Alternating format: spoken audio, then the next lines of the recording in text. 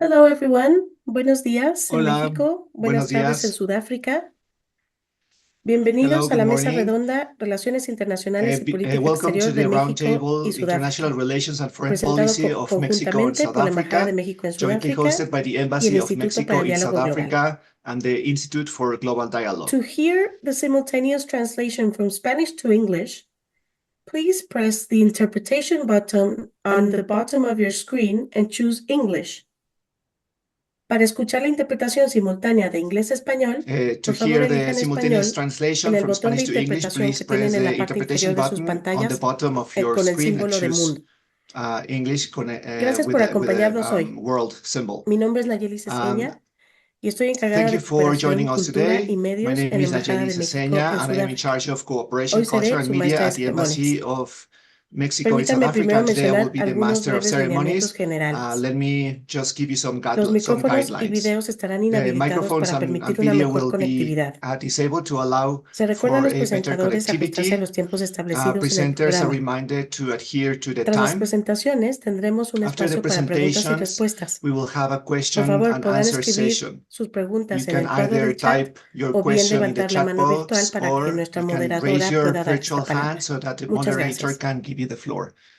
Thank you very much. Antes de pasar la palabra a nuestros Before ponentes, giving the floor to our que son speakers, el doctor Schiavón de Dr. México y Esquiabon la from doctora Mexico and profesora Dr. Masters de Sudáfrica, Masters from South solo voy a decir Africa, unas breves palabras I would like to mention a sobre few words los coeditores del about libro the en el que se ha co-editors of basado the esta book serie de in webinars which que hemos this presentado a lo series largo de of este webinars año. is based on. El libro Potencias del Sur Global The en book Global Transición, un South análisis Powers in comparativo entre Transition, a México y comparative analysis Sudáfrica, between se Mexico and South publicó en Africa. inglés en It was 2019 y en published in español en English in 2021. 2019 and in Spanish in Los 2021. editores, el profesor Both Dion editors, Heldenhuis de Sudáfrica y el Professor doctor Humberto Heldenhuis González de and México Professor han Gonzalez participado from en Mexico, they sesiones previas a participated este in webinario two previous sessions in y this han webinar, compartido un poco and de they los retos a los shared que se a little bit of enfrentaron the durante el challenges that they proceso faced during the de process publicación del libro, of desde la for elección de publishing temas this book, concretos, choosing invitar the a participar themes a expertos de and cada inviting país, experts from en cada both tema, countries and hasta in la each of naturaleza these bilingüe del topics, trabajo. until the and also Todo ello los llevó a the utilizar lo bilingual que nature of this denominaron book. This metodología is what they colaborativa called transnacional, collaborative que les permitió methodology concluir el trabajo and que se habían transnational planteado collaborative desde un principio. methodology. This enabled them to Así complete que the work they simplemente quería had hacer una mención especial a los stable coeditores que no nos set acompañan out hoy, from pero the que beginning. evidentemente They are not tienen here, but I would un like to trabajo mention them. importante They detrás have a de very este webinario y important de los otros work que hemos behind presentado. this webinar, especially the previous Permítanme ones entonces ahora that we pasar el had. micrófono a la Allow me to give the especialista floor Sara to Valdés, Ambassador profesora Sara de Valdez, Humanidades que Ambassador of representa Mexico in México. South Africa, Muchas who will gracias. give some opening remarks. Thank you very much, Ambassador. Muchas gracias. Buenas Thank you very tardes en much. Sudáfrica, Good buenas tardes afternoon en México.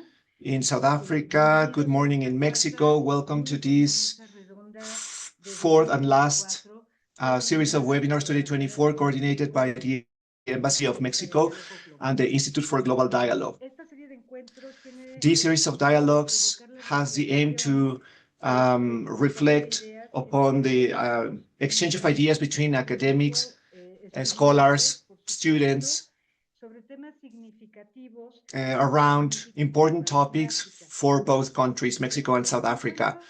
encuentros Our se originan webinars en la publicación Potencias del Sur began Global en with this un book, análisis Global South comparativo Powers in Translation, entre México y a comparative Sudáfrica analysis of y Mexico and South responde a la Africa. necesidad de And they actualizar los respond to the need debates y to estudios comparativos update the que debates and se han comparative realizado studies of por parte de this los editores y los enormous autores. work done by the authors and Hoy toca co-authors and reflexionar editors of the sobre las book. relaciones Today, we are going to internacionales talk about entre international México relations y and ambos países.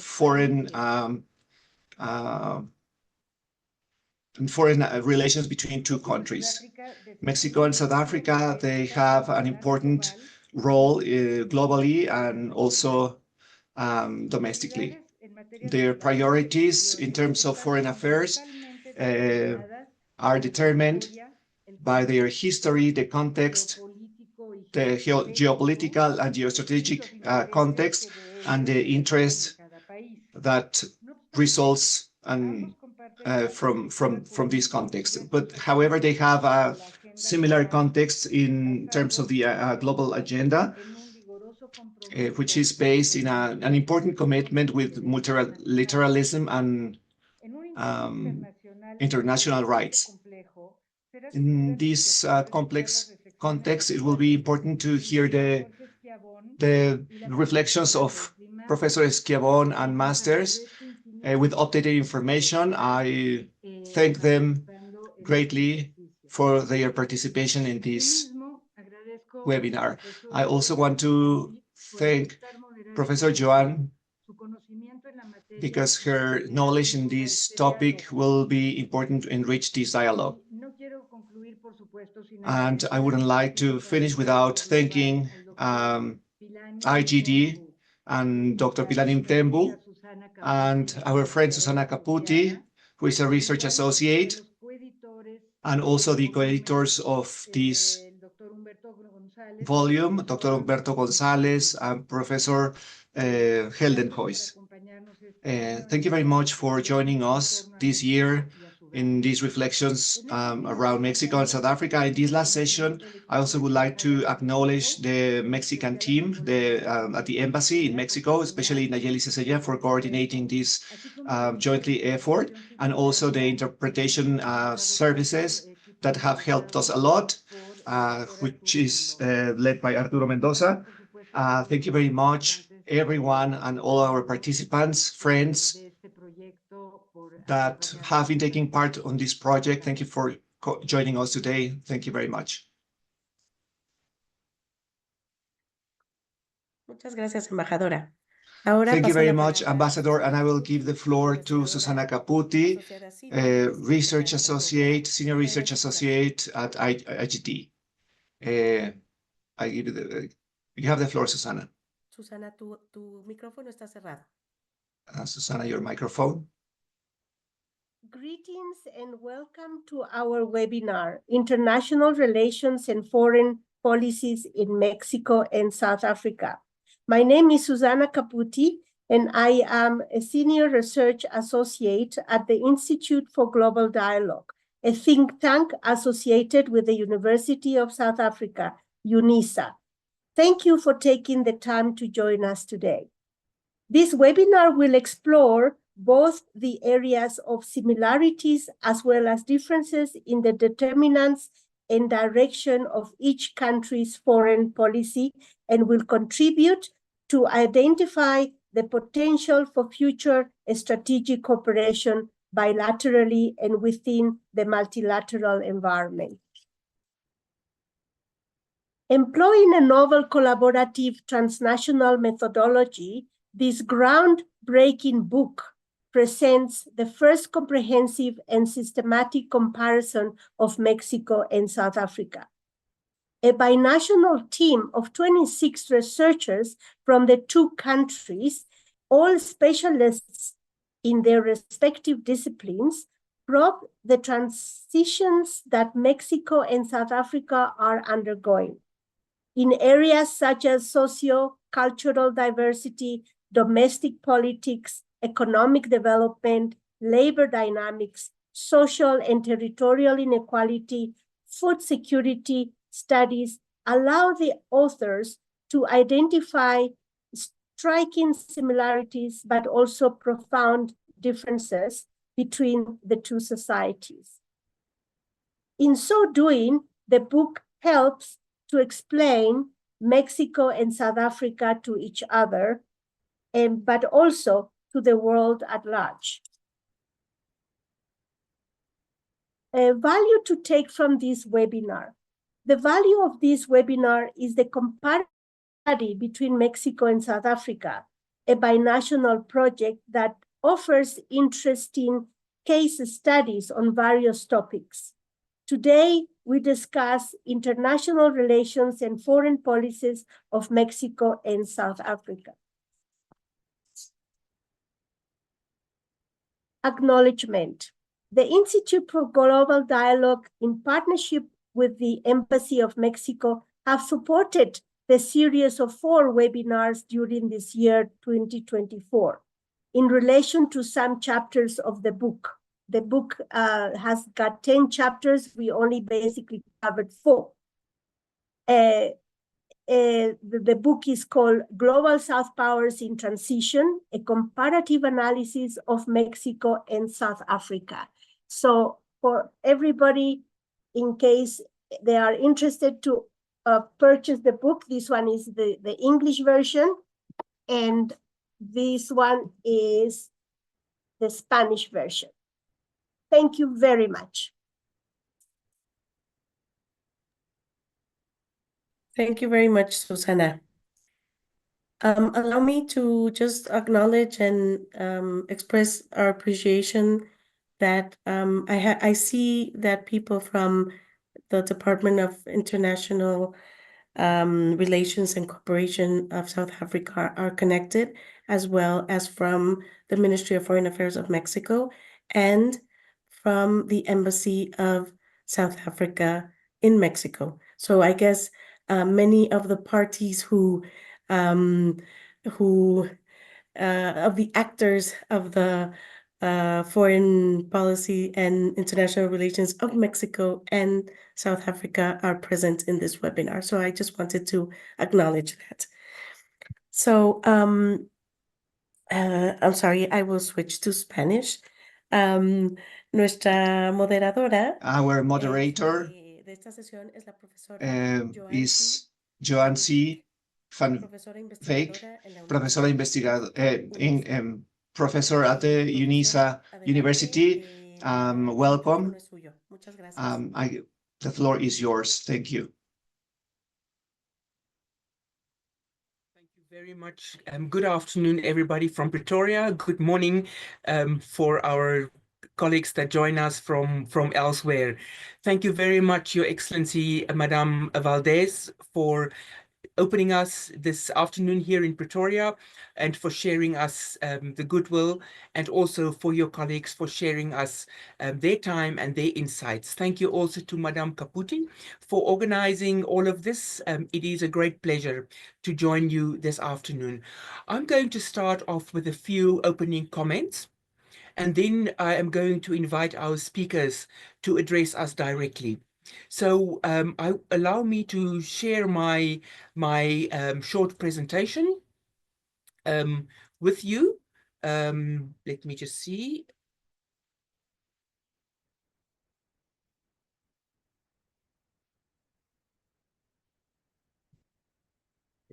I will open it up. Please confirm whether it is visible to you or not. It is. Thank you so much. It is visible. Thank you. So what I would like to do this afternoon is I have welcomed everybody, and I want to invite us for a conversación. Apologies, my Spanish is not good. So I would like to emphasize that we are more than distant in terms of our geography. In fact, we are much closer, Mexico and South Africa. We have so many common challenges. As Ambassador Valdez has indicated, we have a shared history, a shared developmental crises, but we live in an age of transitions, but there are ample opportunities for transformation, not only within our states, but in terms of our relations between South Africa and Mexico. And I want to say that there are tremendous opportunities for future strategic cooperation, and I will mention a few of these, after which I will then introduce our speakers. So we are familiar with the unique colonial history, the unique democratic projects of both countries, the bilateral relations that are built on solidarity, anti-hegemony, and also by promoting the Global South as a major a power and an agent in the international relations community. There is a shared vision between our countries. Both are active and both are agents of change for the good. But the common challenge is that this transition that we are experiencing, not only in the US, but also in Southern Africa, because of the number of elections that have taken place, it opens up opportunities for tremendous transformations. So how do we then complete this puzzle? of South Africa and Mexican relations. I would like to say that besides the low-hanging fruit, the deep cultural exchanges, the possibility of that, peace and security, environment issues, I would like to highlight 6 areas that I think we can consider and strengthen cooperation. First of all, I would like to suggest that we upgrade existing bilateral relations to a strategic partnership. Mexico, in my view, is too important for South Africa to keep at a lower level. And it may be a plan for our diplomats this afternoon is that we elevate this relationship to show commitment, enhance cooperation, address common problems, but also to share resources. Moving on, I would like to suggest that we consider a joint agenda on UN reform.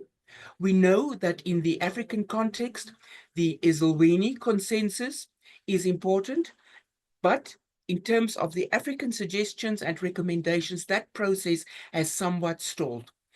Now, and this is the point I want to make, is that there is an opportunity for Mexico and South Africa to drive new reform initiatives. I call it UN Charter 2.0.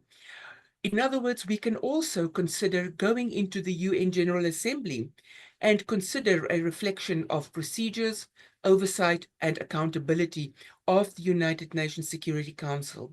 Given the fact that it is so strong on the veto, we may as well use the opportunity within the General Assembly to work together so that there is a move to global equity and equality. The third point for cooperation is that I would like to suggest is that we promote Mexico as an official observer of the African Union. Besides colonial history, the solidarities that I spoke of, I think it will be going a long way if we can have Mexico as an important partner and as a high-level partner within the African Union. In the fourth instance, I would like to suggest that we support each other's candidature in intergovernmental organizations. Here, South Africa and Mexico have in the past cooperated, but I think this will also go a long way of not only strengthening relations, but also by cooperating and, of course, having that vision of a global South that is strong. I would also like to suggest that our countries consider the establishment of a BRICS Plus group.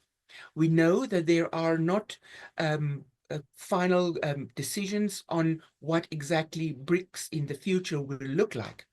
But I think by showing an interest in the BRICS group, one can establish this group of friends to maintain cooperation, to keep communication channels open, and of course, to keep that expression of solidarity going forward. In the final instance, Madam Chair, we as South Africans need to learn from Mexico's feminist foreign policy. I know it is an idea that come and go in some parts of Europe, but Mexico is still regarded as one of the shining lights pertaining to that. We in South Africa are still bound by the ANC's policy discussion document of 2022, where there is a need for the reconsideration of women in foreign policy. And here we can, as South Africans, learn a lot from Mexico, and hence during this process of socialization, we can then learn and also then become stronger partners. The challenges to that, and here I use the word challenges, as also opening the door for the solutions that is. We know diplomacy is very costly. There are alternative means that are becoming more available. Mexico has a very powerful country brand, but South Africa's is not as strong. Here again, we as South Africans can learn a lot from Mexico, and this is an opportunity in terms of public diplomacy where we can learn a lot. Regional realities, for Mexico with the new president in the US and for South Africa, I think is very important that we upgrade our relationships. Thank you very much for your time and your attention during this introduction.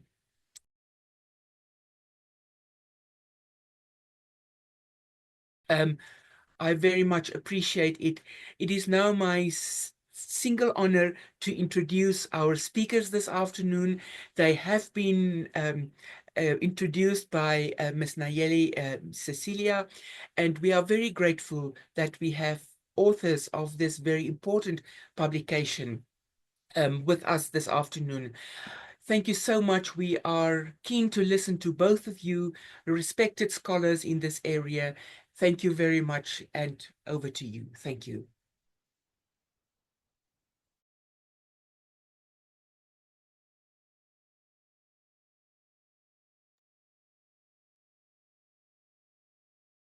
Thank you very much, Professor.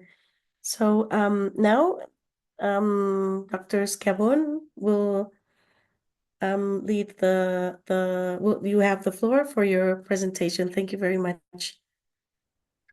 Good morning to everyone in Mexico and good afternoon to everyone in South Africa. It is a huge pleasure to participate in this webinar to try to better understand the foreign policies of Mexico and South Africa.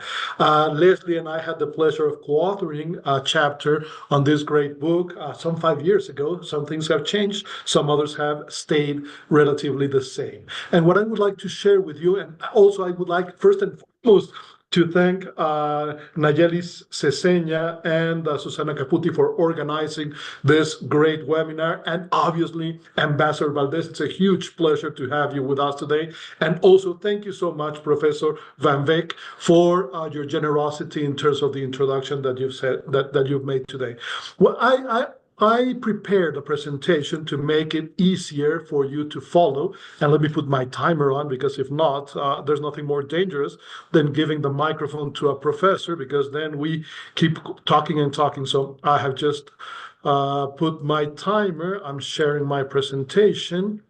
And would you just be so kind to tell me if you see it correctly by making a double thumbs up? Yes, great. So what I will try to do today is to explain what's happening with Mexican foreign policy, especially due to our geographic location of being the neighbors of the US. That is the single most important variable to explain and to understand Mexican foreign policy, and especially now that Donald Trump has won the presidency in the United States. I always like to start the presentations of Mexican foreign policy talking about an anecdote that happened to me it was some 15 years ago. I was invited by the Diplomatic Academy of Azerbaijan, the ex-Soviet Republic, to give a course on Mexican foreign policy. Obviously, it was so strange for me to be invited to talk about Mexican foreign policy by Azerbaijan, but if they invite you to a nice place and they treat you well, you always accept the invitation. So obviously I did. And the first night I was invited to have dinner by the ambassador, who was the director of the Diplomatic Academy of Azerbaijan. And previously, he had been ambassador to the US, and he had been the permanent representative of the Soviet Union to the United Nations. So he knew a lot about foreign policy. So I asked him, why was Azerbaijan interested in Mexican foreign policy? And he gave me an answer that since then has changed the way in which I try to analyze and understand Mexican foreign policy. He said, because I want you to share the 3 secrets of Mexican foreign policy. I said, really, Ambassador, which are those secrets? And he said, well, first, if you see the geographic location of Mexico, Mexico has been always next to a world power in terms of just watching the levels of asymmetry between Mexico and the US, they are so huge, and still, at least in the course of the last 100 years, Mexico has been able not only to contain US hegemony, but at the same time benefit from being the neighbor of the largest market and economy of the world, at least until very recently now, as we know, that is being contended by China. And it's true, Mexico has been very successful, even if we have such huge asymmetry of power between the two countries, to contain US hegemony and benefit from the vicinity with the US. So I agree completely with the ambassador. Then he said that he thought that Mexico was a leader in Latin America and as such served as a bridge between Latin America and the world. Being absolutely sincere, I don't fully agree with the ambassador. I think the Mexican foreign policy vis-a-vis Latin America has been, to a large extent, inconsistent and selective. So, however, if you're able to convince the world that you're a leader in your region, then that's also a success of foreign policy. As South Africa has also done, and as we will hear most probably from Leslie, in terms of being presented as the leader of the region, even if not everyone in the region thinks you are the leader. Still, it's a success to make the rest of the world believe that you are a leader. And finally, and I do agree completely with the Seri ambassador, Mexico has been one of the leading countries in multilateral and regional organizations in terms of codifying international law in those areas and in those topics which are relevant for Mexico. Obviously, behaving as a middle power next to the superpower in terms of containing hegemony and in terms of advancing non-intervention, autodetermination of the people, and the Pacific solution of controversies and problems, and also the search for international peace. So yes, Mexico has had a relatively successful foreign policy, and obviously the ambassador from Azerbaijan told me that he was very interested in understanding how Mexico was able to do this, because obviously they're living in a region which is an easy one. They have neighbors like Russia, like Iran, like Iraq, and obviously they had the resources to become a relevant player in international organizations. And by the way, there were 3 representatives from Mexico from Latin America giving these seminars to the Azeri Diplomatic Academy. We were from Mexico, Brazil, and Cuba, and therefore there is a recognition on the quality of the foreign policies of these 3 countries in Latin America. Now let me go deeply into Mexican foreign policy and how things have changed. First and foremost, as I started, and this is the secret of how we have been able to contain US hegemony, Mexican foreign policy to a large extent is related to its relation with the US. And I always say that in politics and also in foreign policy, priorities are measured in budget. And when you see the budget of the Mexican Ministry of Foreign Affairs, approximately 50% of the budget and 50% of the personnel of the Mexican Ministry of Foreign Affairs is used to attend the relation with just 2 countries, with the United States and Canada, that is with North America. And the rest, the other 50%, is used for their relations with the other 191 countries in the world. So that tells you how important it is for Mexico to have a close relation with the US and be able to manage this relation due to the reasons that I will explain on why the relationship with the US is so important. First and foremost, because 80% of our exports go to the single market, to the US, while 50% of the exports come from the US. Approximately 50% of the foreign direct investment that Mexico receives comes from the US. And we have 38 million people of Mexican origin living in the United States, from which approximately 12 million, a little bit less now, 10.5 million, are first generation that is born in Mexico. And also from this diaspora that we have from this Mexican community in the US, we receive every year $64 billion in terms of remittances. Practically 1 in every 5 families in Mexico receive remittances from their families abroad, which represent approximately 4% of Mexican GDP. That's how important it is. And obviously, Mexico is the first trading partner of the US, and the US is the first trading partner of Mexico. Therefore, that's why it is so important to have a manageable relationship with the US, and we have constructed the capacity and the infrastructure, the diplomatic infrastructure to manage this relationship since the late 19th century. So it's almost 140 years now that we've had this capacity in terms of understanding US economic and social system, and therefore establishing a relationship which is manageable for both countries. And also, if I had to tell you about the characteristics of this relationship with the United States, it would be that it's a triangular relationship. What do I mean by this?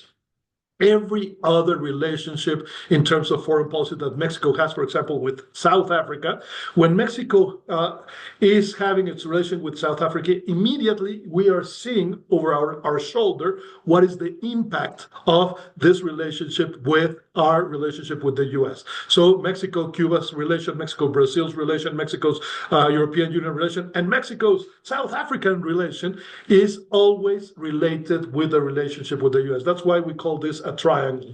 When I give this presentation to the foreign officials of the US Embassy in Mexico, I always tell them that the United States is like the mother-in-law of Mexican foreign policy. It's always there, and we always take it into consideration in terms of managing our relationship with the rest of the world. Second, the most important characteristic, I would say, is that it is an interdependent relationship, and interdependence between Mexico and the US has grown dramatically in the course of the last 30 years, especially due to the signing of the North American Free Trade Agreement in 1994. However, it's not any kind of interdependence, it's asymmetric interdependence, in which, obviously, in case there would be a problem of a relationship, the country which would suffer most is the least powerful in the relationship, that is Mexico. So we do have asymmetry, but it's an asymmetric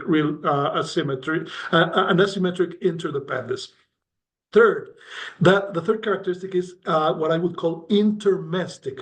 What does intermestic mean? It means that the domestic is international and the international is domestic. That is, whatever happens within US politics or within Mexican politics has a relevant impact in the bilateral relationship. And what does this mean? That changes, for example, in the election in Mexico last June with the election of President Sheinbaum and the election of President Trump on November 5th, obviously have a huge impact in the bilateral relationship. Domestic politics become bilateral politics in the US-Mexico relationship. And finally, I would call it a relationship which has practically every issue in the agenda and every relevant actor participating in it. That is, it is not only a relationship between governments, but it's a relationship between all the powers within the federal governments, because Mexico, South Africa, and the US are federal governments, and also between state and local governments, but also between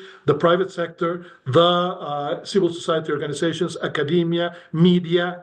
Everyone participates. And that is what permits Mexico to convey a strategy in terms of managing its relations with the US, which is the multi-level diplomacy, which I will explain to you what it consists of. And that is the huge secret on how Mexico has been able to manage its relationship with the US. Now, due to the election in the US, it is extremely important for Mexico to be able to continue managing this relation, even if someone like Donald Trump becomes president of the US. We've had the experience before, and we've learned from that, but we've also learned from over 140 years of establishing this multi-level diplomacy. What we see in the US, and you know these numbers, is that there's a huge concentration of power. Yes, Donald Trump won the presidency see, and not only the popular vote, but also the electoral vote. However, it looks closer in the popular vote, just 50.2% vis-a-vis the 48.2 that Vice President Harris won. But this, obviously, due to the electoral system of the U.S., appears to be larger in the Electoral College, with 312 votes for Trump and only 226 for Harris. And the interesting thing is that he has that perfect trifecta. What is the perfect trifecta? Also majorities in the U.S. Senate, 52 vis-a-vis 48, and also a majority in the Chamber of Representatives. They already have 219, Democrats only have 214, and there are still 4 seats which are being revised, but they already have a majority. Even if it's a close majority, they have a majority in both chambers. And not only that, due to the nominations that President Trump did for the Supreme Court during its presidency in the last period, the Supreme Court of the U.S. changed from being a liberal court to becoming a conservative court. What does this mean?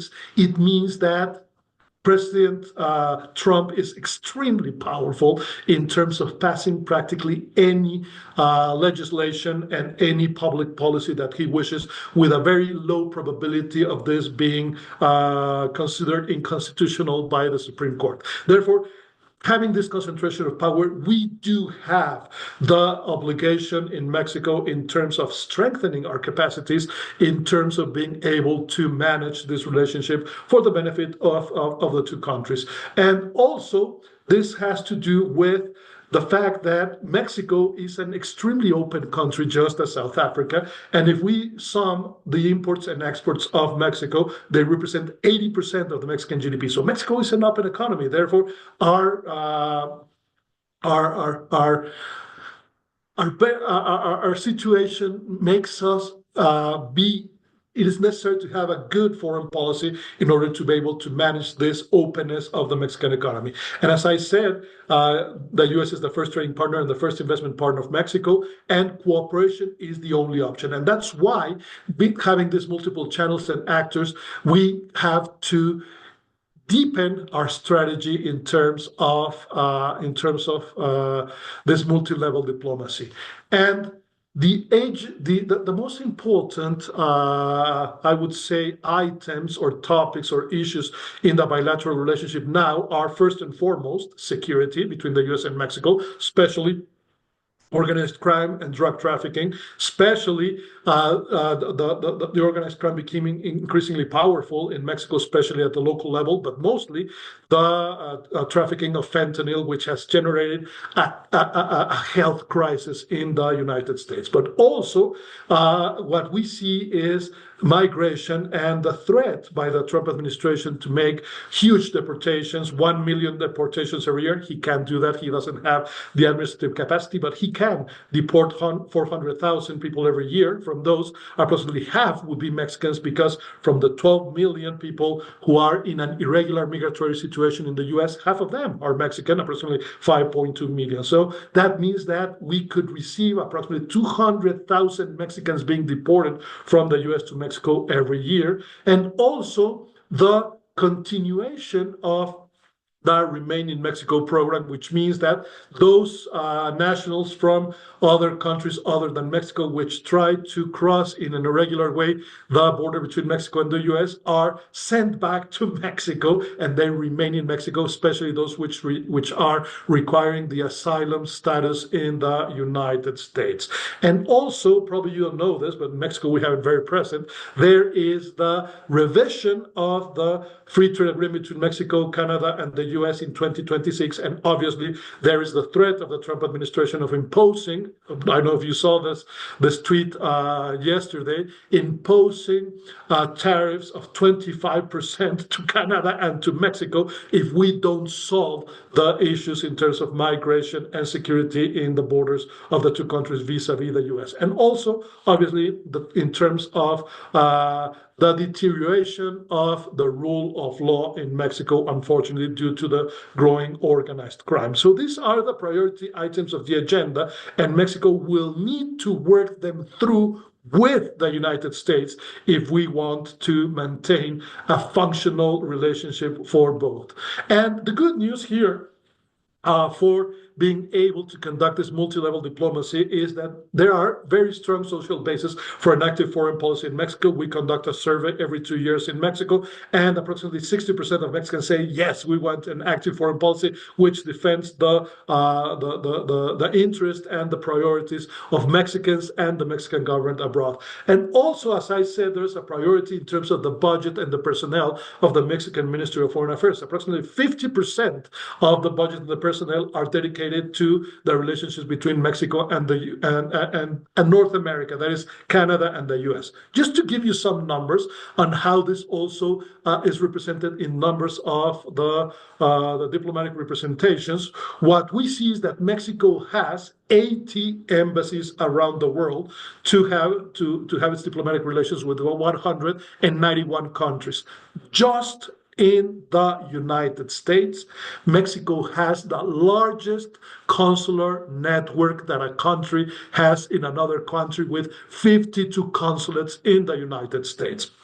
And what's interesting is that these consulates are obviously positioned in the most important cities of the US. For example, we have 11 consulates in Texas, 10 in California, 4 in Arizona, 1 in New Mexico. So from the 52, half of them, 26, are concentrated in the 4 border states with Mexico. That's how important it is for Mexico to manage the relationship with the US. And here comes the secret.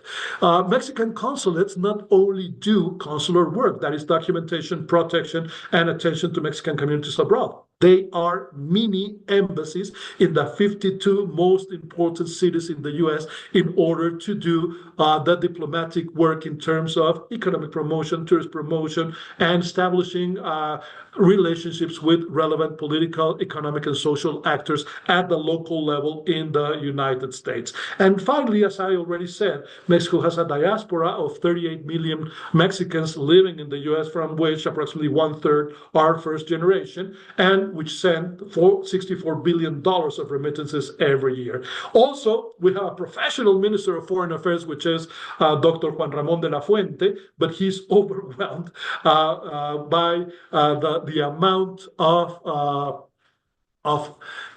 threats, I would call them, from the Trump administration, which have just been issued after he won the election. And also, as I will explain, there are structural restrictions on what he can do.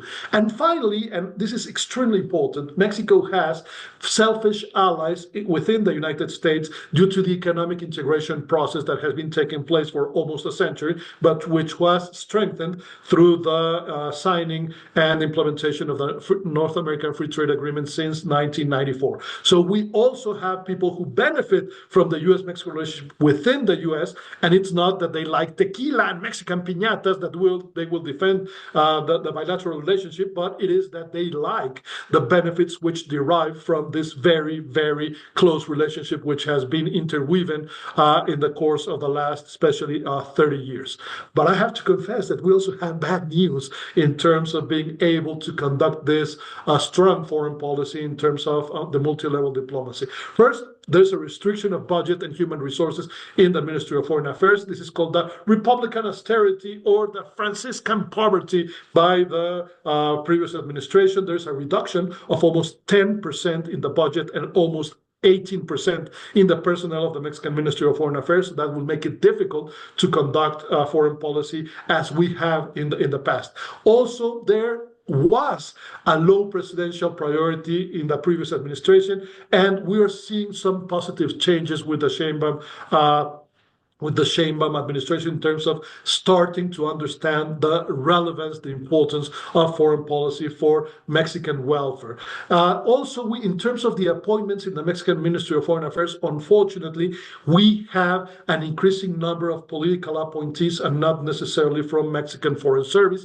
Historically, approximately 2/3 of the appointees to be ambassadors and to be consuls and general consuls were from the Mexican Foreign Service. Unfortunately, unfortunately, this has gone down, and today we have approximately a 60-40, 60% foreign service, 40% political appointees, and therefore this means a deprofessionalization in some areas of the conduction of Mexican foreign policy, and also the constitutional reforms which are taking place in Mexico in terms of the judiciary and the autonomous constitutional bodies has generated some concern, to say it diplomatically, in terms of our international partners. And also, we have to accept that there is in some areas a bad image of Mexico in terms of international affairs due to corruption, violence, impunity, a reduction of rule of law. So even if Mexico has a very good image in terms of our diplomatic capacities and our foreign policy, we do have some domestic problems,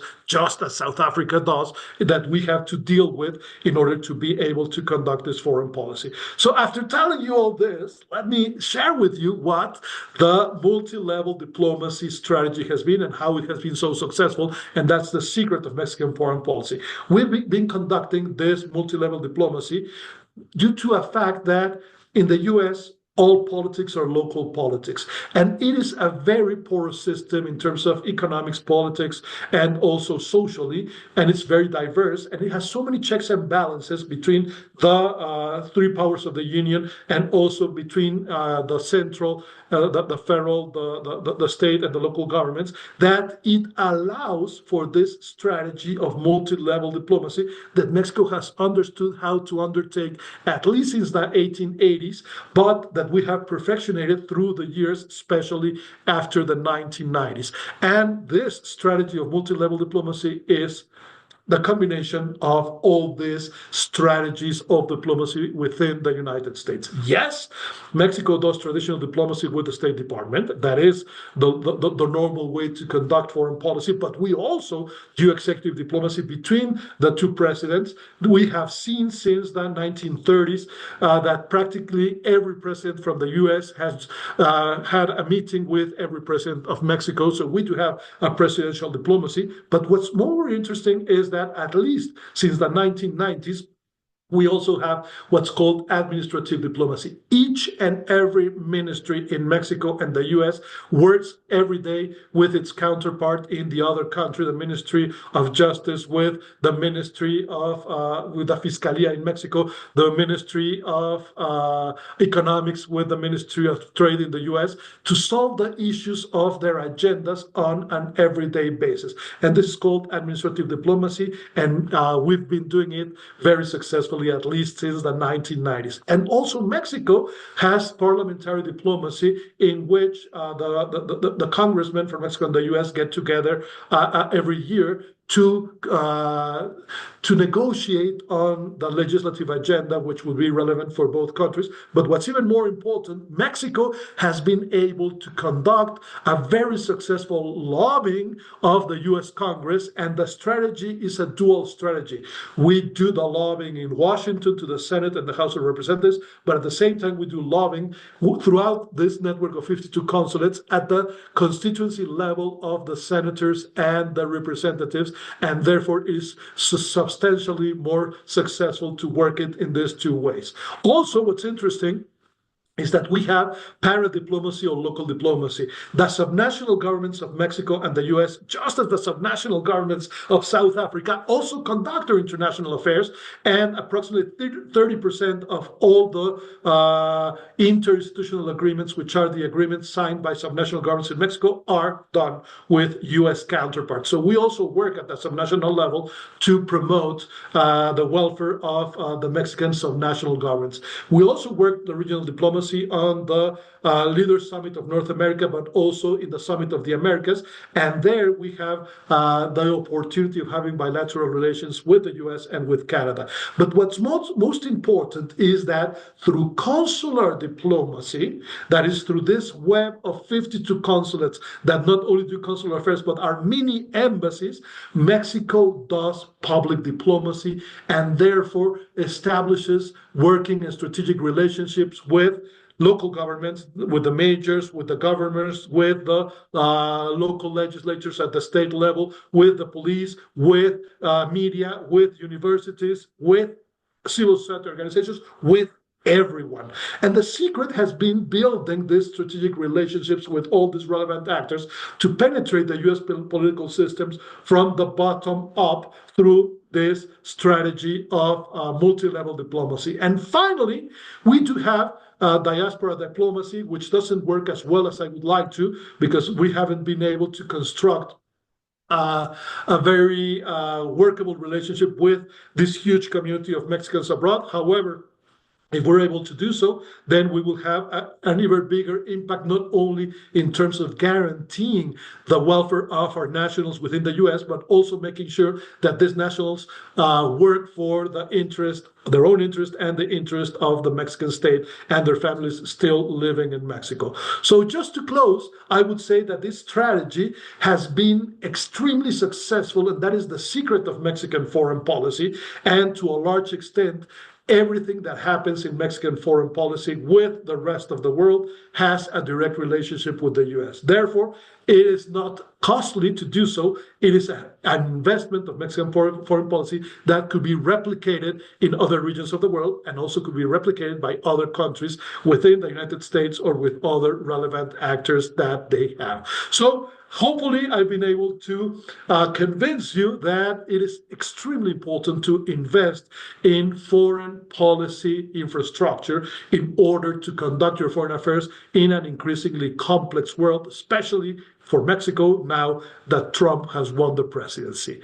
So thank you. Thank you so much for your interest and your attention. If you have any questions, I'll be more than happy to try to solve them. Once again, thank you for your invitation and for your interest.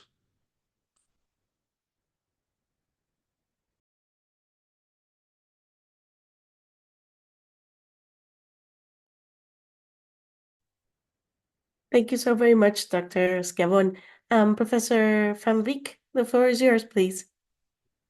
Thank you so much, Professor Schiavon, for giving us that broad and fascinating background of Mexico and the US, but also how innovative Mexico has been in its diplomatic relations, how to make this relationship work.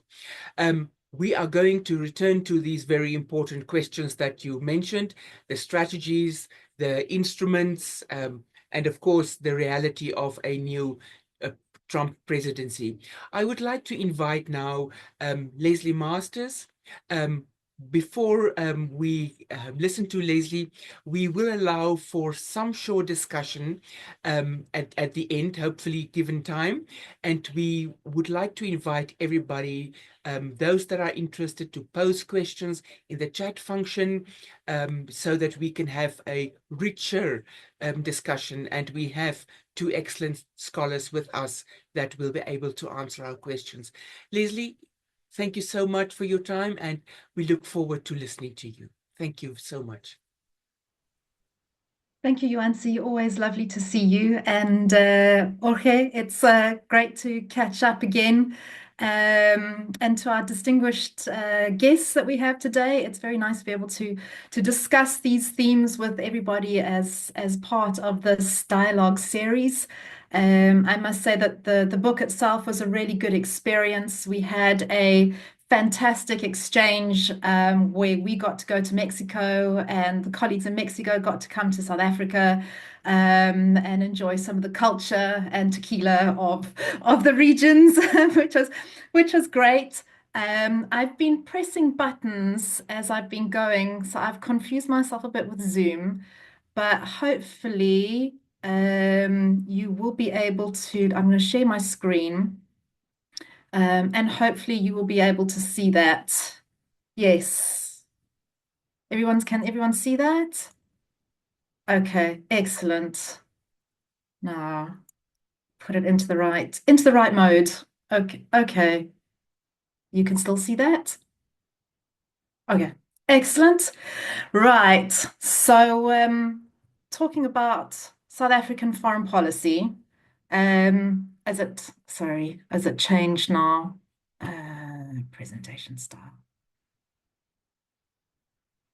This is what happens when you fiddle with screens. Leslie, do you need some advice? If you go to the bottom of your screen, Yeah, you it should say you should be able to see that, yeah? Okay. you do see it, yes. Okay. I'm just worried about the size that we see. Is the size too small? Yeah, if you can, at the bottom of your screen, there is a little movie camera where you can make it your presentation larger. You know what? I'm working across two screens, that's why. And it's going big on my second screen, but not on my first screen. But I don't want it on my second screen. I want it on my first screen. Let's continue Okay. with what you do. It's more important to listen to you. Yeah, Thank you so okay. much. We Sorry will to we will interrupt you. continue with that. I will try and expand the screen. No problem. And see how that goes. It's not a lot of text, so hopefully you'll be able to follow. But yes, talking about foreign policy and about what we are doing. I mean, the aim of myself and Jorge and foreign policy analysts is we're trying to understand why states do what they do. And why they make decisions and how those decisions are come about.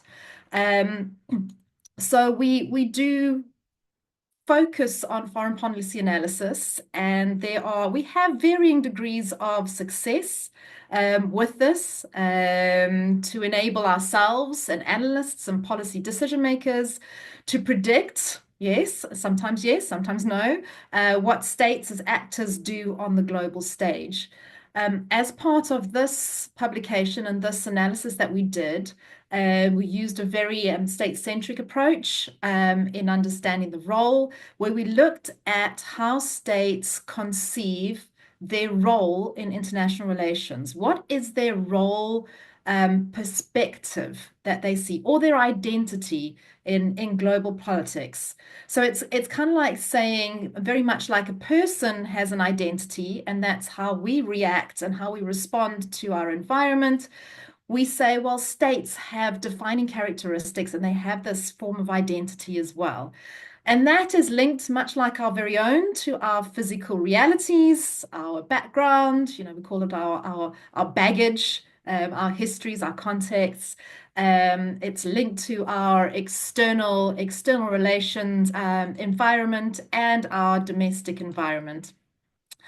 So there is some debate about whether a state does or does not have a national image. In this context, we are saying that there is a way to say that a state has an identity. It does respond in a particular way, and you can see consistency in this response over a period of time. However, it doesn't remain static. So although there is some elements of consistency, and as we saw in Jorge's presentation, there's been that consistent relationship in how, the US shapes Mexican foreign policy. Your geographical position is shaping your identity. It's shaping what you can as a state do or not. That trilateral consideration, the mother-in-law approach, I mean, it just goes to show that there is this element of consistency. Of course, this is going to change over time as different administrations come in, but in the main, that element is there. It is part of the Mexican identity. So this is what we're saying, and this is what I was interested in about South Africa. That it includes South Africa's identity, includes where it's located, like in the case of Mexico.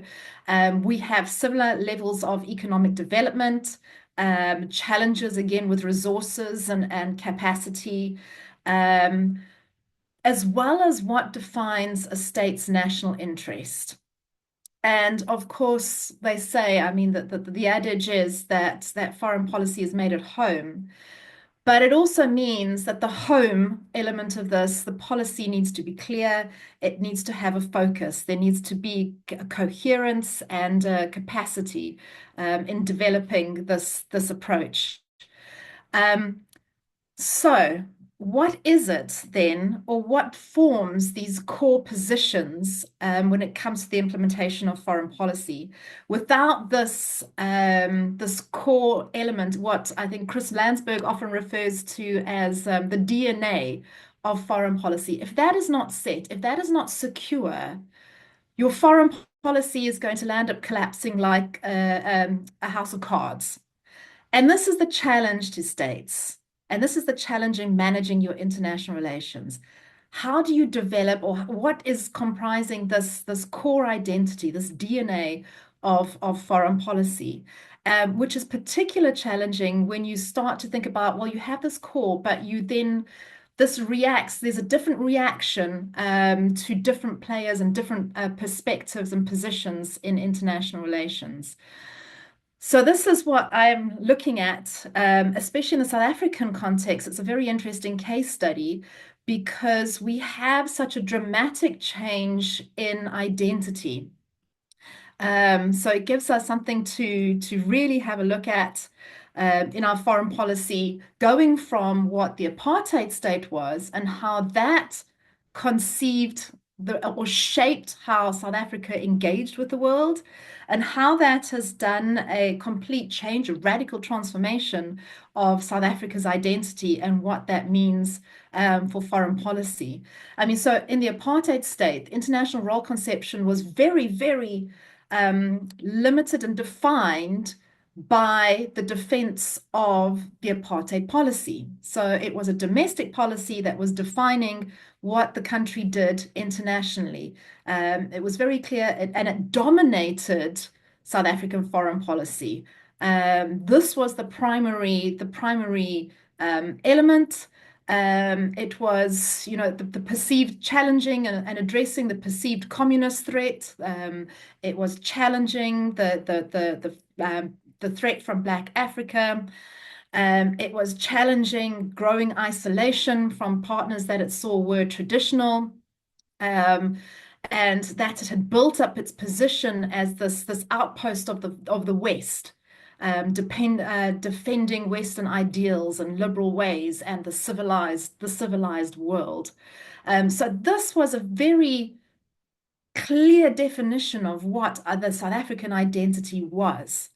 And at the same time, this was clashing with the very clear role of the liberation movements and what their perceived role was, their role conceptions. It was coming up against the challenge of the liberation, the fight against oppressive regimes. So you got these two different identities that were sort of, coming into conflict with each other. And eventually, you can see how the society changing the entire foreign policy collapsed of the apartheid regime. They couldn't find support. The positions that they were putting forward were undermined. And we see this vote, the transition to democracy in 1994, giving an entire new approach and the finding of a new identity. Okay, if that is gone, what is South Africa now? And this is, I think, an unfinished project, and something that is continuing in shaping South Africa's international relations. And I'm going to talk a bit more about that as we go. So we have this transition. South Africa finds itself, it's a new South Africa in a new international environment. So the end of the Cold War, the period of optimism. I always say to my students, that's unfortunate they missed the 1990s. They're now very young. They missed the 1990s. It was a really good period of optimism, you know, multilateralism. You had the end of the Cold War, South Africa's liberation. So we've got a new world and a new South Africa trying to find its way, trying to position itself as the role of a good international citizen. And this is where the priorities come. This idea is that we want to be a good international citizen. What does it take to do that? How do we reflect that? And this is where South Africa's foreign policy priorities come from. The focus on international law, the focus on the peaceful resolution of disputes, the focus on promoting democracy and human rights in all its forms, and its commitment to the interests of Africa. This is where it came from. This new identity positioning itself in the world as a good international citizen, as a good neighbor, as a good state in promoting the well-being of the people of South Africa, Africa, and of the world. And this is what has been put down on paper. And this has remained pretty much the same on paper since 1994. The challenge has been where there's been these different ideas of how we present. What is this role that we're going to play in the world to present the South African ideals? And this is where we've seen a bit of an evolution, where we go from a very activist and promoting an independent foreign policy.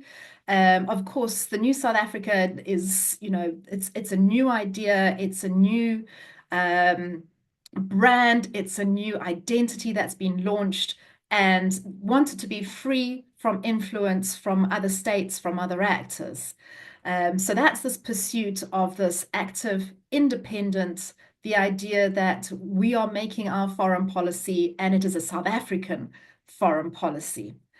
But being able to, having experienced conflict and being able to mediate and go through the transition process, being considered a developed and a developing country all in one, the social inequality versus very developed country components to its economy, to be able to act as a bridge builder, to say, look, we experience elements of developing country, we've experienced transition and conflict.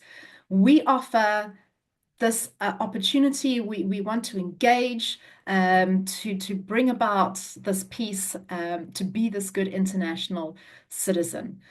So we start moving towards this idea of South Africa as an internationalist.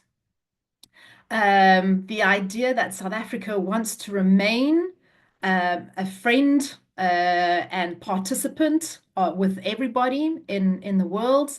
So it's a very outward orientation. And this was not always received very well domestically. There was a feeling at times that South Africans, especially among the leadership, was very preoccupied with the external at the price of managing, as we said, foreign policy begins at home. And if home is not consolidated in what South Africa is, that's where things can go awry. And this was one of the challenges, but in the main, there was this outward orientation to be reintegrated into the system, to be able to have relations with who South Africa decided. Again, this link back to this independent foreign policy, and to welcome the world to South Africa. And you could see, I mean, the expansion of embassies and representation that we had. I mean, in contrast to, Jorge was saying about 80 embassies around the world. South Africa was, really, at one point it was over 100, and representation on multilateral platforms, the hosting of really large-scale diplomatic multilateral events, to showcase South Africa as this international player. This was particularly during the Mandela and Mbeki administrations. And eventually we're also seeing this within this movement, the move and the consideration of repositioning South Africa not only in the world, but the idea of, okay, yes, we are internationalists. That is part of explaining and sharing the South African experience. But also the idea of South Africa is a catalyst for Africa's development. So South Africa is, number one, taking the role of good international citizen, a good actor on the world stage, but adding to this, we're now adding the role of catalyst for Africa's development and for promoting African agency. So this is addressing some of the tensions between the liberation movements and their engagement with Africa and the position of the apartheid regime with its traditional partners in the West, to reposition South Africa as an Africa state, as the voice, and to express Africa's agency on international stage, particularly in fighting Africa's corner in forums like the G20, the G8, where South Africa was the only representative of Africa. It also sees South Africa taking on roles in the revival of Pan-Africanism, in the revival of the idea and concepts of the African Renaissance, and getting actively engaged in the African Union as a multilateral platform, and coming and working with other states around initiatives such as NEPAD, the African Peer Review Mechanism, and the Pan-African Parliament. So we have that. We've got South Africa looking to present itself as a global player. We have South Africa representing itself as a defender, as a catalyst for Africa's development. And we have South Africa role conception as a defender of the South. And this is linked to the ideas around multilateralism, and presenting balance to the international order that's emerging. So increasingly after the Cold War, we can see the US as a hegemonic power, the West in terms of the neoliberal order. South Africa and Africa are feeling the effects of the economic partnerships agreements, negotiations and trade with Europe, negotiations and trade with America. How does South Africa go about defending and promoting the underdevelopment and the peripheralization of the global South?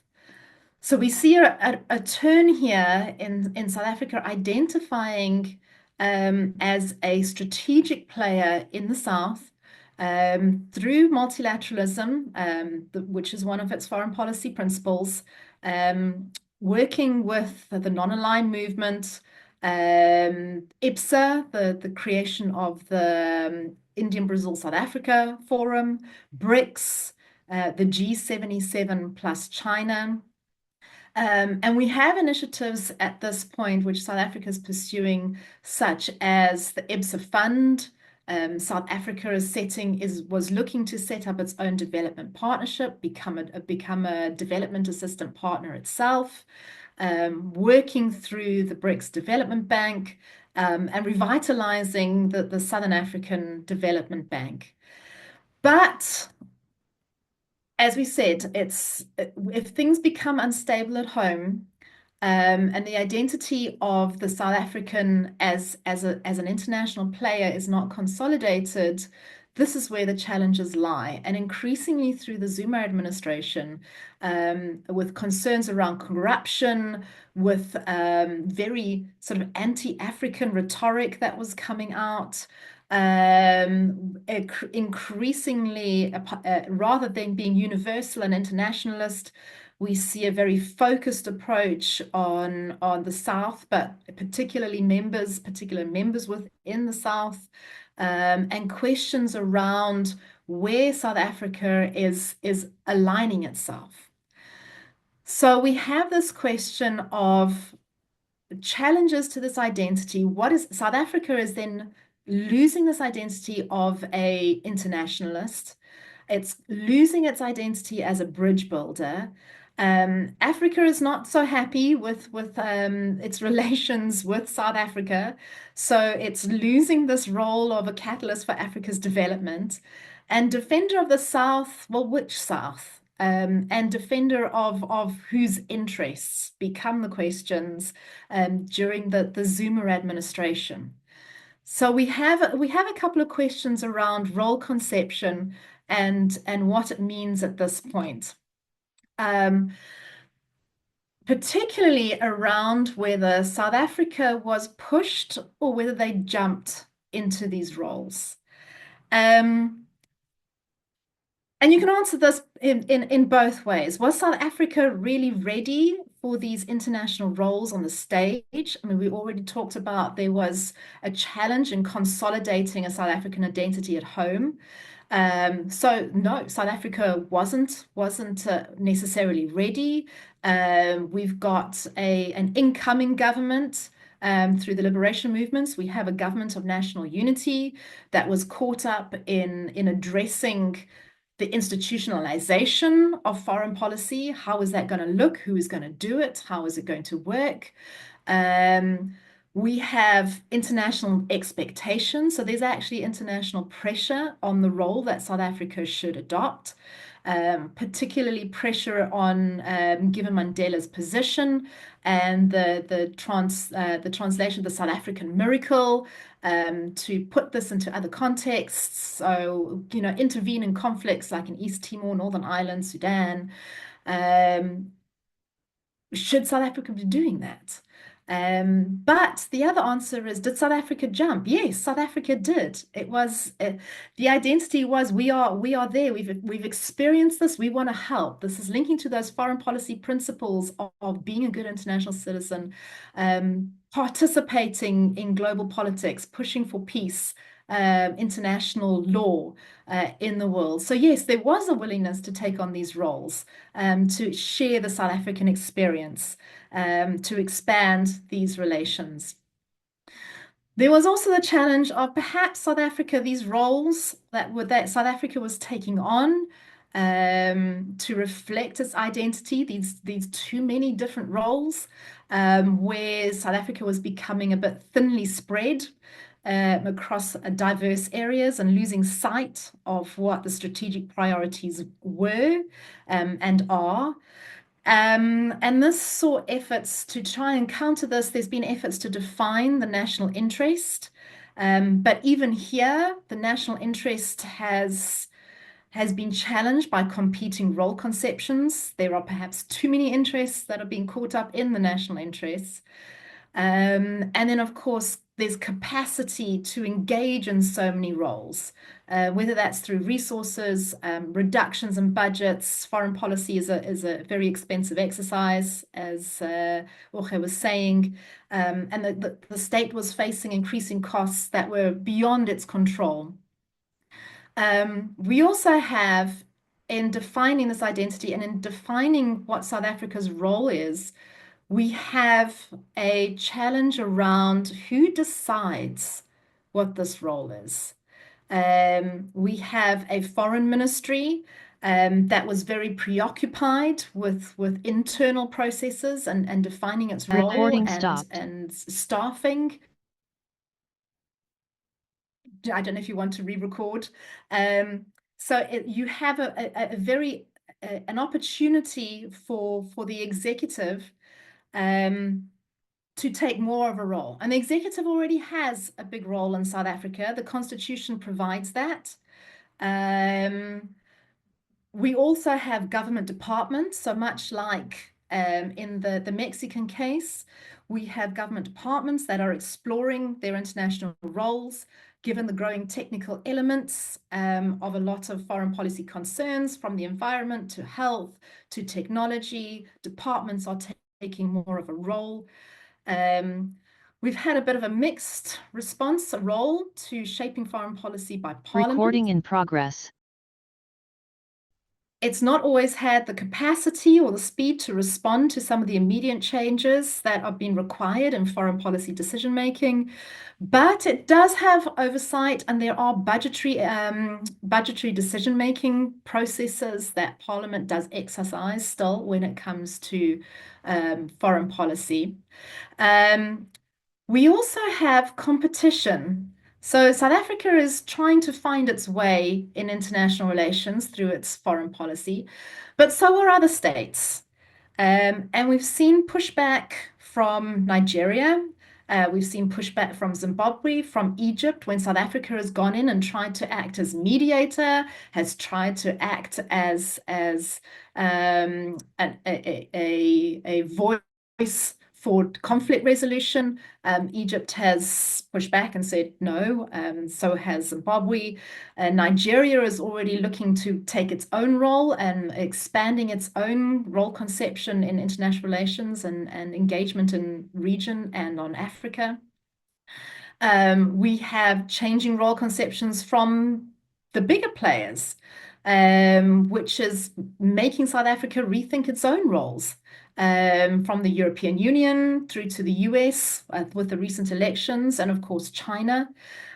So when they change their position, or in new and incoming governments realign what they think that their role should be, this has a direct impact on South Africa and having to rethink what that role is, while trying to stay true to its core identity, it's this core foreign policy DNA.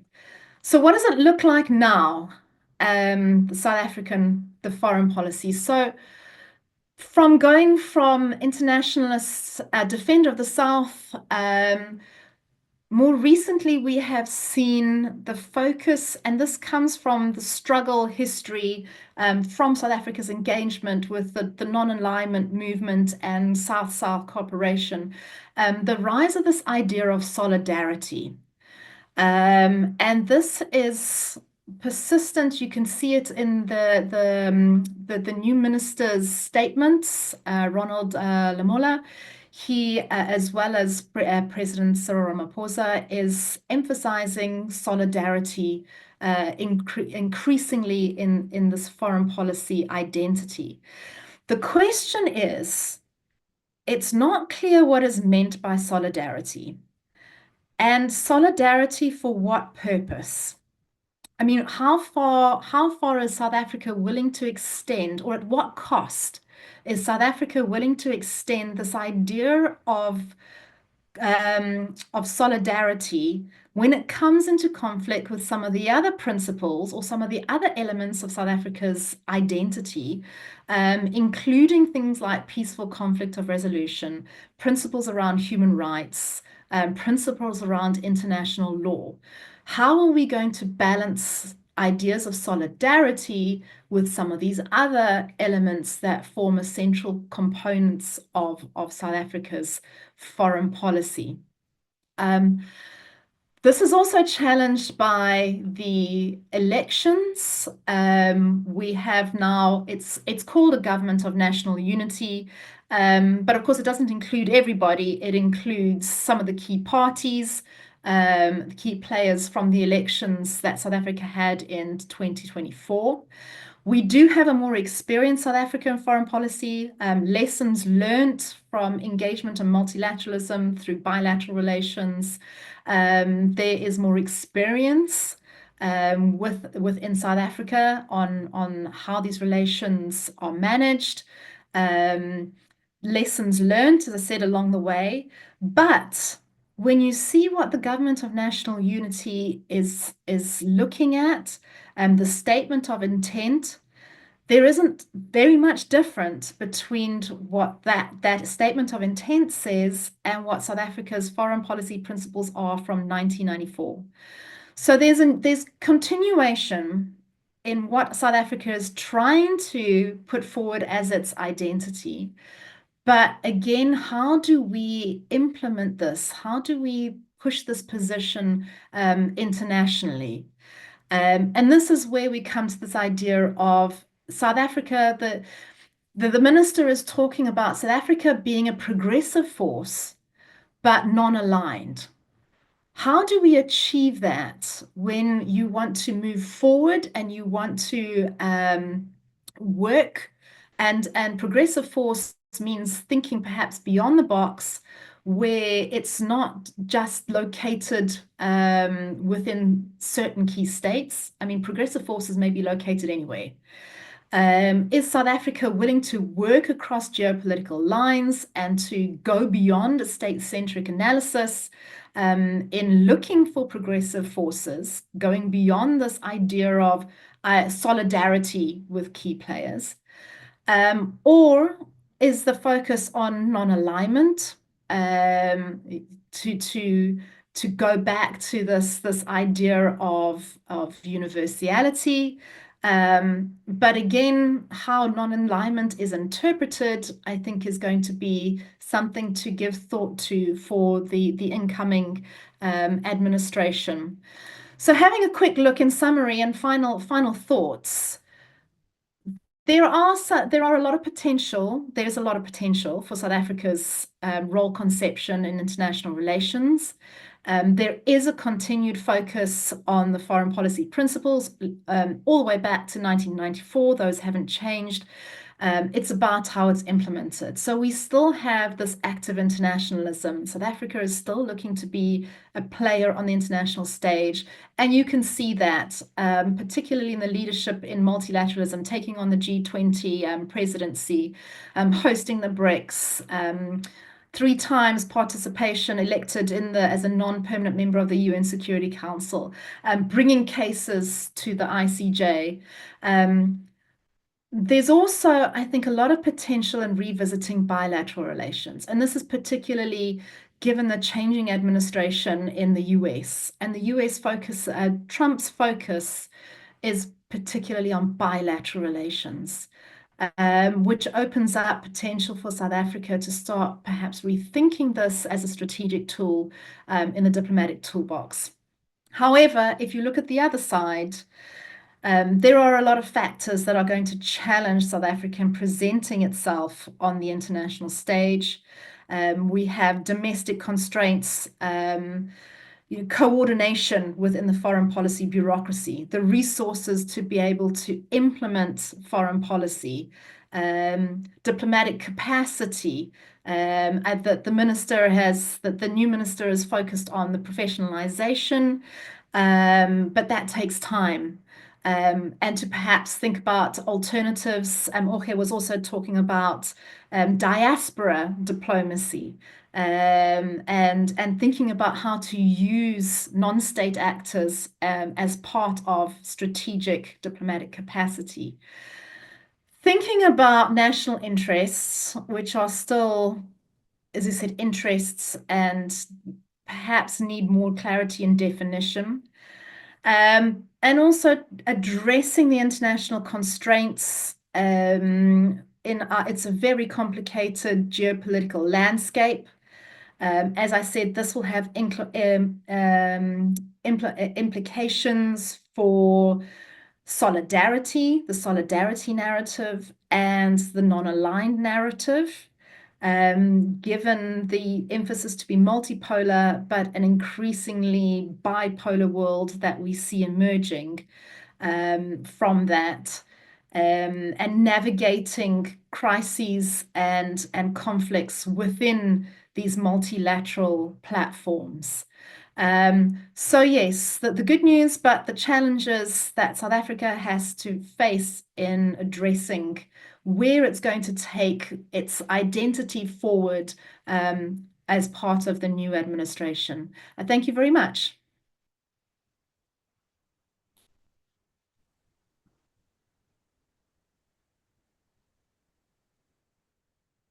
Thank you so much, Leslie, for giving us such a wonderfully insightful overview of South Africa. And it's always a pleasure to listen to you and your analysis of the South African foreign policy context.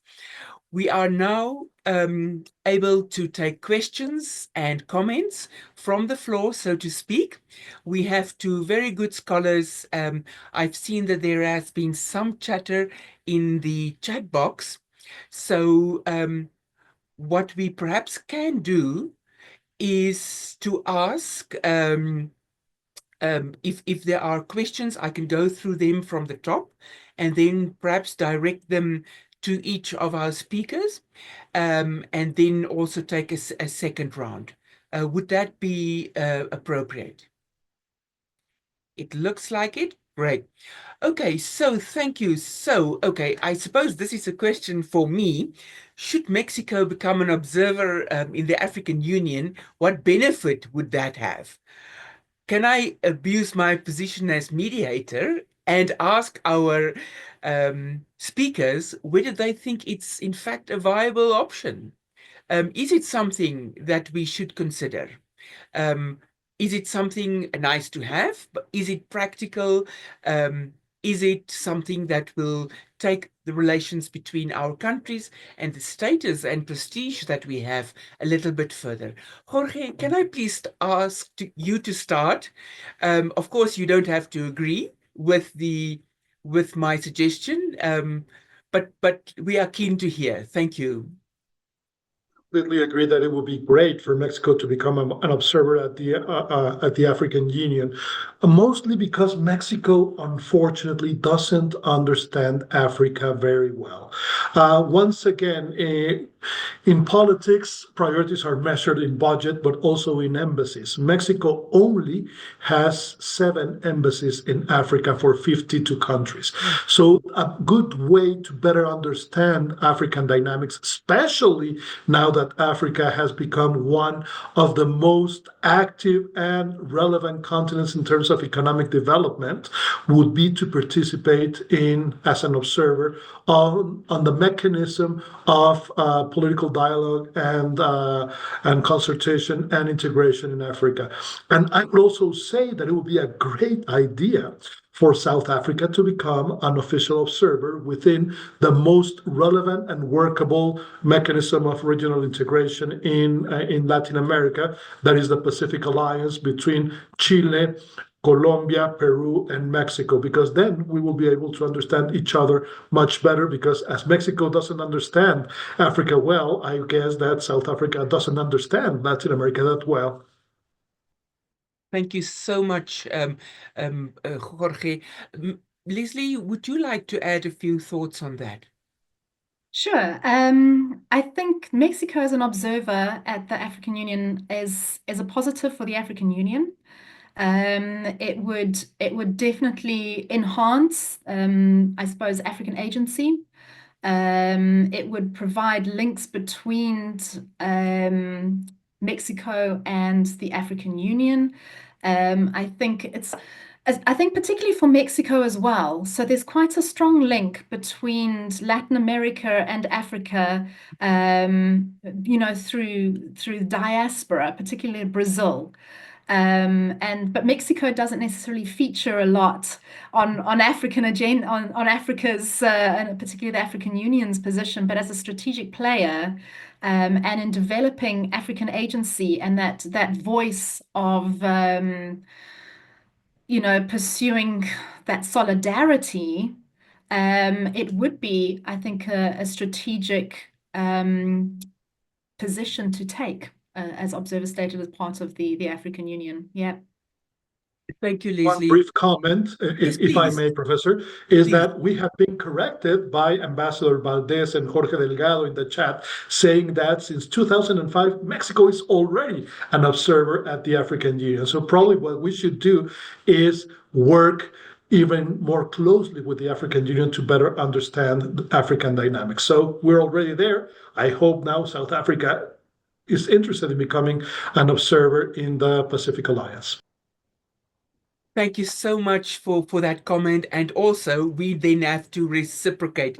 And thank you very much, Jorge, for sharing that with us. And I apologize that I did not know about that. Mkhulisi, thank you also for raising that, opening up this door for South Africa then to reciprocate and participate in an alliance that opened then the Pacific Ocean for South Africa, which is increasingly, of course, of great strategic importance. Thank you very much for setting us right there. Can we then take a question from, let me just scroll down here. There was a question on AI governance, and I'm not going to address that again because Susanna Caputi has gracefully stepped in to address that. Let me just see. Thank you so much, Ambassador, for reminding us about that we are in fact one. If I can add then, is if this is the case, it may also be then a useful time to do an audit of this. Has it been to Mexico's advantage? Has it been to Africa's advantage? How did South Africa engage with Mexico within that particular space. And I'm very excited to know that we are, in fact, having Mexico at the table at the African Union. Now, there is a question from Norway. Hilde Salvesen says, could you comment on South Africa's relation to Russia and China? How do you reconcile South Africa's focus on respect for international law, such as the support for the Palestinian cause, versus its lack of condemnation of Russia's invasion of Ukraine? Jorge, can we start with you? It's a very important question for us, and of course the international community, and we look forward to your insights. Probably the best person to answer this question will be Leslie, since she's the true expert in terms of South African foreign policy. So probably I can put some footnotes after she answers the question. Leslie, would you care to give us some ideas and thoughts? I mean, yeah, it's the big question, isn't it? But I mean, it's not just South Africa that's under pressure. It's there are other countries that continue and maintain their relations with Russia and China. I mean, through the BRICS group, Brazil, India, also have their relations with Russia and China. But I mean, this is where my question of solidarity comes to the fore. So South Africa, the current administration is pursuing this idea of solidarity. What that is not defined. But it's solidarity for what purpose? And this is the question whether South Africa is going to be consistent in its approach. Is it solidarity with people around the world, no matter where they are, that are being oppressed, which is what the initial ANC focus was on solidarity, the struggle against apartheid. The organization itself was looking for solidarity and received it from around the world. So does it mean solidarity with the oppressed people around the world? In this case, and this is where the challenge on my little table that I had shared around consistency comes in.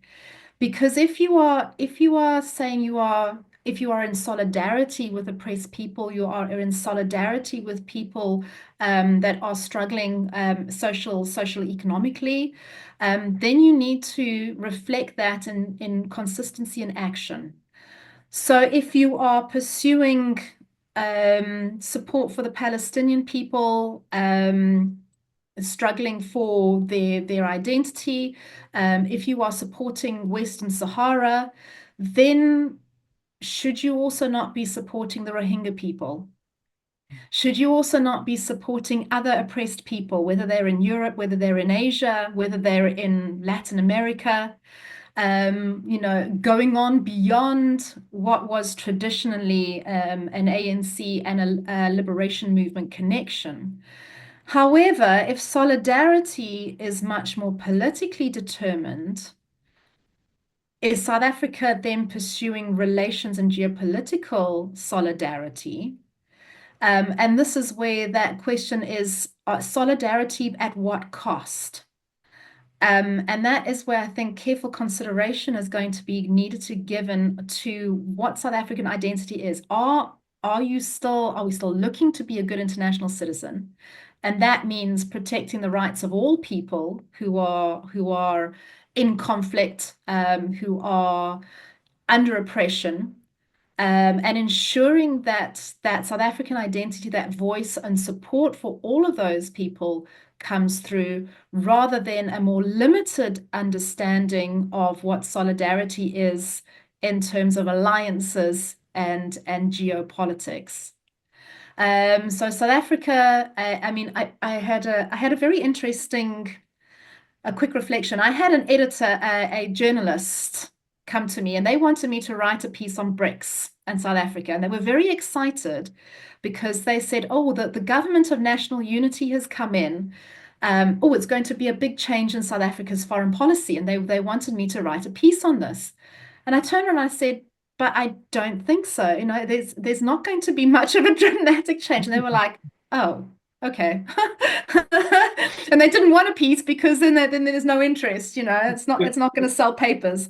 So they weren't terribly interested in I was going to give them a whole thing about BRICS and, you know, South Africa's position, but because I was like, there is that core basis. It's just how the different administrations are conceiving of what their role should be in international relations and how that's interpreted. So yes, South Africa is, I think, at the moment, the government of national unity is maintaining a condemnation of all parties that are in conflict and calling for political resolution, which is what South Africa does. The call Thank you for so political resolution. Yeah.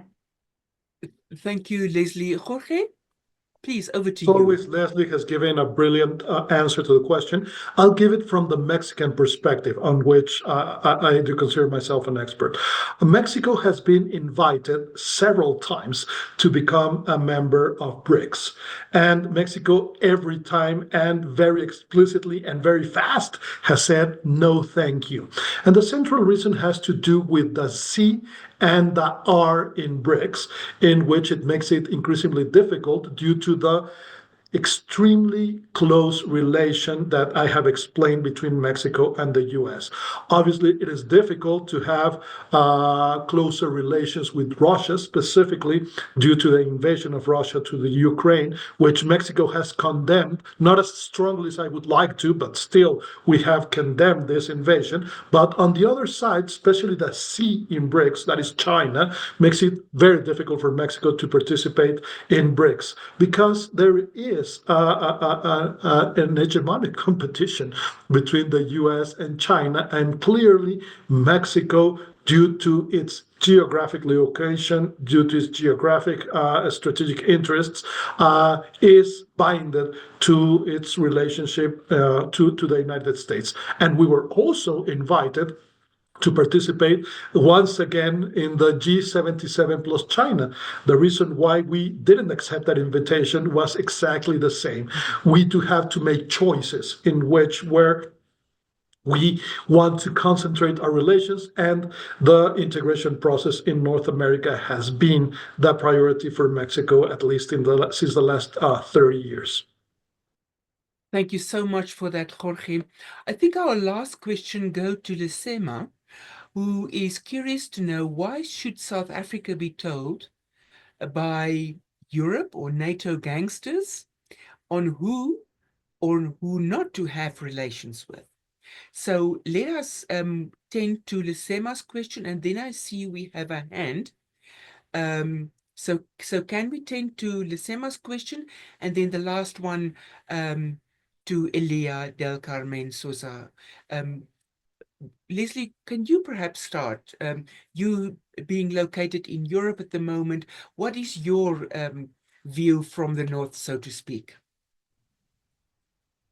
That was the question from 1994. It's an independent foreign policy. So therefore, if we want to have universal relations, we can have universal relations. And South Africa's foreign policy was set out like that. But of course, implementation and world geopolitics makes these things quite tricky. And I think it's that the Mexican case is quite interesting. Although Mexico wants to reflect an independent foreign policy, it is of course shaped by the realities of where it is and what country it is, sitting on the border of the US. So South Africa has more flexibility, sitting at the bottom of Africa.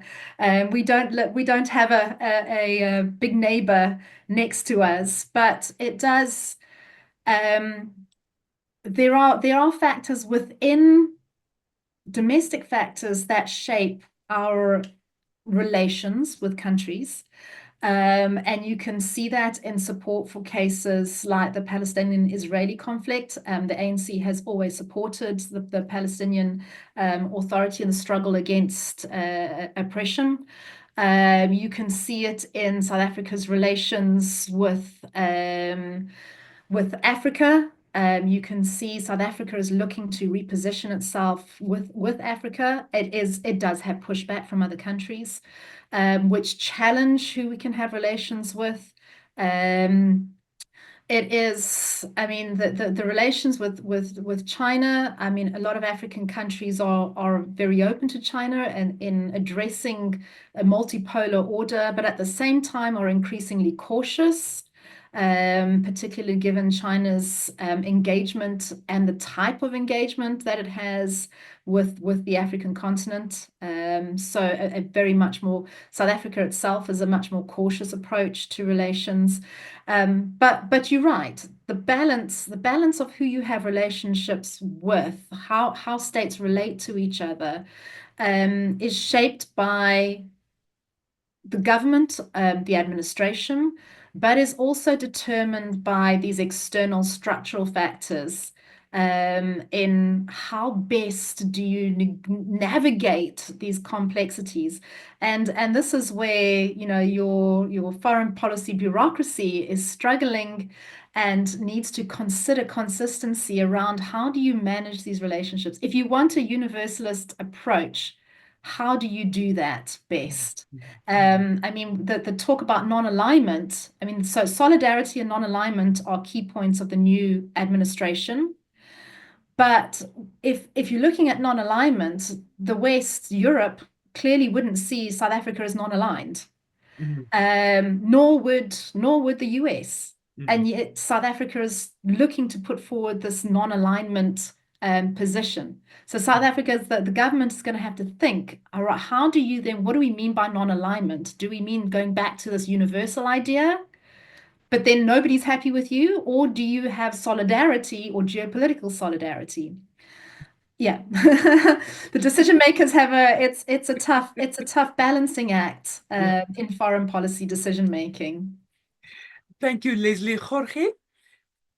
Let me tackle this question from the Mexican perspective. Yes, Mexico has always tried also to have an independent foreign policy, but due to our geostrategic location, there are some restrictions for this. And Mario Ojeda, one of Mexico's leading academics in IR, defined this as the agreement for disagreement between Mexico and the US. As long as Mexico cooperates with the US in those issues which are of high relevance for the US, that is mostly security issues, Mexico has the liberty of disagreeing with the US in other issues of the international agenda, mostly those which are discussed in multilateral organizations. That's why Mexico, at least for the last 80 years, has been a very active actor within multilateral and regional organizations in terms of codifying international law and voting against the preferences of the US in this multilateral organizations. So we do have, to a large extent, an independent foreign policy, but with the limits of those areas which are relevant for US security. As I was saying in the answer to the previous question, China and Russia mostly. Mm-hmm. Thank you so much. I am very mindful of our time. There was a hand up and he disappeared. Can we take it? Please, would you like to pose your question and then we have to wrap up? What happened to Ilya?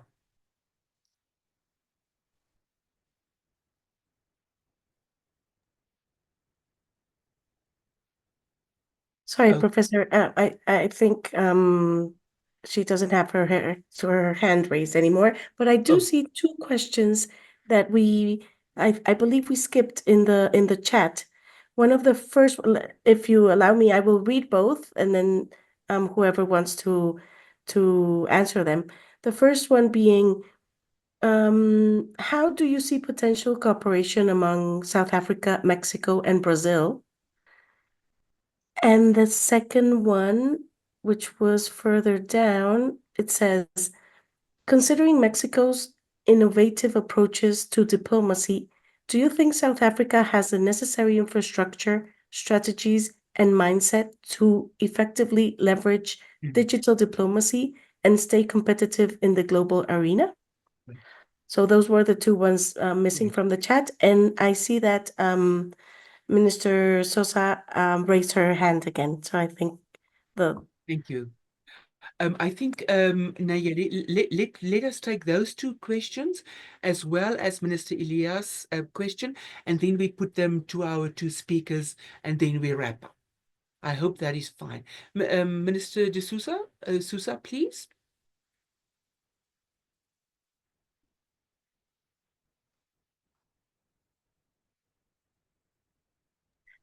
I believe she's having some technical issues. So if we can answer the other two, and meanwhile we will solve the technical Okay, issue thank you. with her.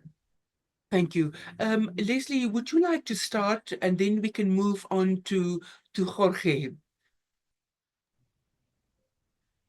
Okay, thank you for the questions.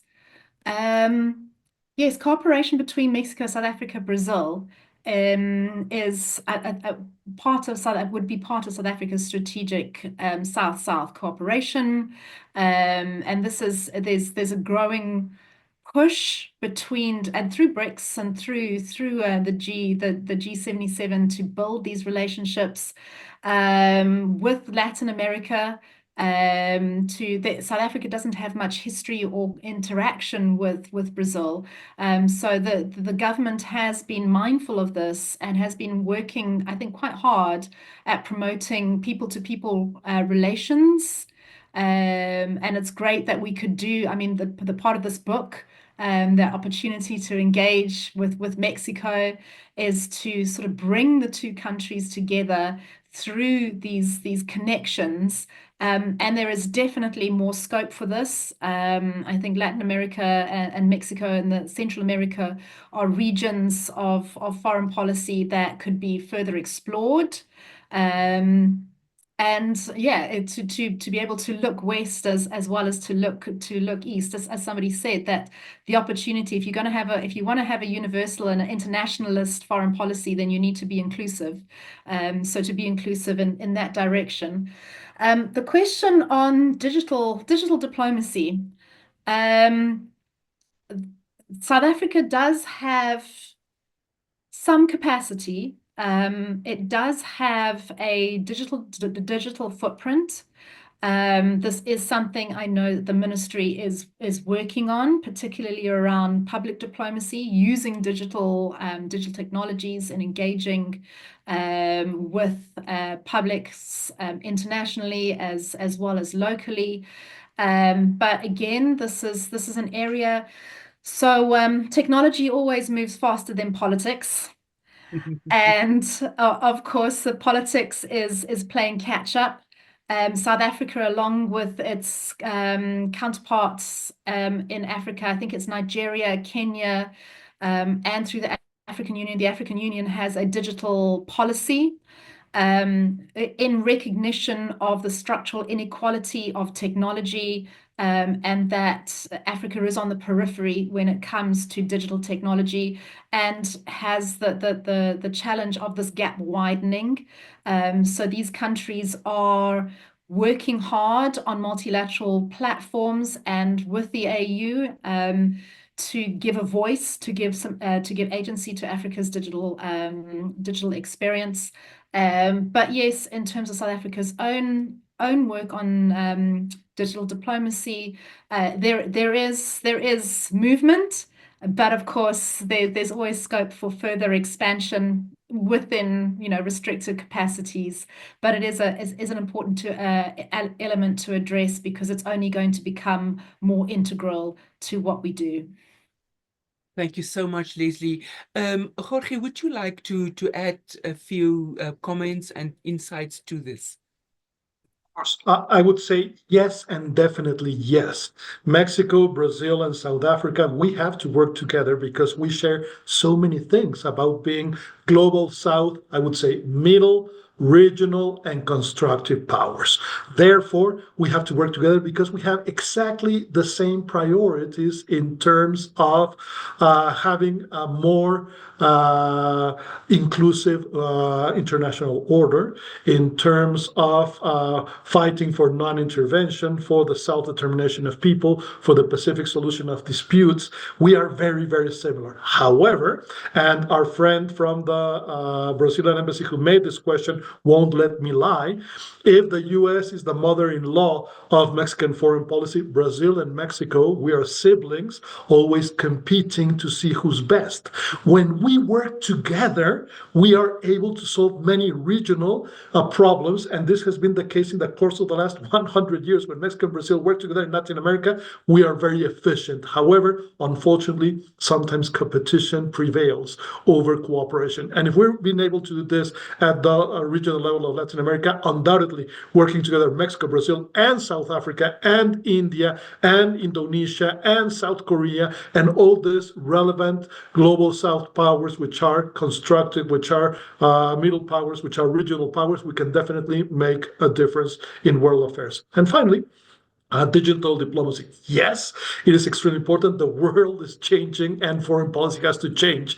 However, in order to do it correctly, we do have to do it professionally. And to do it professionally, that requires including within the ministries of foreign affairs, not only of South Africa, but of Mexico and any other country, true specialists in terms of digital diplomacy, which unfortunately, at least up to this moment, we don't have. And that means investing more resources in the foreign policy architecture of our countries. Right, thank you. I see that we have Ilia. Can we take that as our last question? I'm very mindful of our time. Muchas gracias, muy gentiles. Doctor Thanks, Schiavoni, Dr. Schiavone. It's a pleasure to listen to you. Also to the Professor Leslie Masters. I would like to do two comments and then a comment. I think that we share with South Africa that we are dependent, economically dependent, based on our trade with the United States. You wouldn't let me lie about this. And also, as you have mentioned, there are some aspirations that are part of states which have an identity, like good international citizens. And in the case of Mexico, that is expressed in international summits, international forums, like UN forums. And although we have alliances with in organizations, international organizations, not always the same organizations, there is a good possibility, a good opportunity for both countries to expand our exchanges internationally and also bilateral. Because of this, I would like to ask you, I think that I have the impression that in the short term, maybe our public policy could be focused in some part of foreign policy. I mean, public programs where most of the resources are destined on the basis of